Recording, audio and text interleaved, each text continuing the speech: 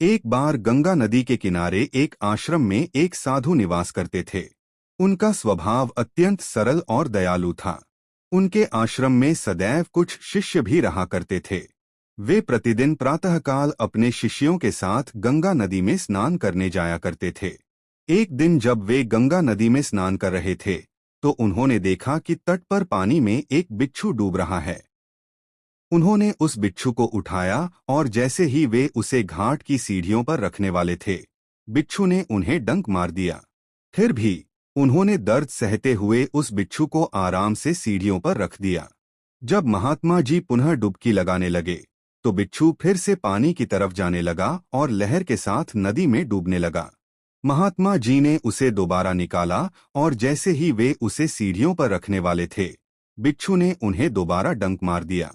बिच्छू बार बार पानी की तरफ जाता और महात्मा जी उसे बार बार लहरों से बचाकर सीढ़ियों पर रख देते और हर बार बिच्छू उन्हें डंक मार देता। यह सारी क्रिया उनके शिष्य देख रहे थे। अंततः उन्होंने महात्मा जी से पूछा, गुरुदेव, आप इस बिच्छू को मरने क्यों नहीं देते?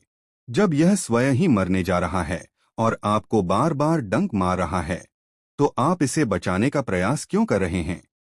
इस पर महात्मा जी मुस्कुराए और बोले, वत्स, जब यह छोटा सा जीव बिच्छू होकर भी अपने डंक मारने के स्वभाव को नहीं छोड़ रहा है, तो मैं मनुष्य और साधु होकर अपने स्वभाव को क्यों छोड़ूं? जैसे बिच्छू का काम स्वभाव से ही डंक मारना है, वैसे ही सज्जनों का स्वभाव दूसरों की रक्षा करना होता है। जब यह अज्ञानी बिच्छू अपने प्राकृतिक स्वभाव को नहीं छोड़ता, तो मुझे भी साधु होकर अपने दयालु स्वभाव को नहीं छोड़ना चाहिए।